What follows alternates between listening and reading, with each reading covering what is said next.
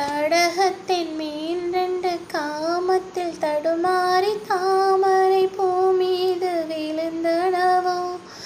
இதை கண்ட வேகத்தில் பிரம்மனும் மோகத்தில் படைத்திட்ட பாகம்தான் உன் கண்களோ. காற்றில் அசைந்து வரும் நந்தவனத்துக்கிரு கால்கள் முளைத்ததென்று நடை போட்டார். ஜதி என்னும் மலையினிலே ரதி அவள் நனைந்திடவே, அதில் பரதம் தான் துளிர் விட்டு பூ போல பூத்தாள். மனமெங்கும் மனம் வீசுதே, எந்தன் மனமெங்கும் மனம் வீசுதே. சலங்கையிட்டாள் ஒரு மாது, அதில் சங்கீதம் நீ பாடு.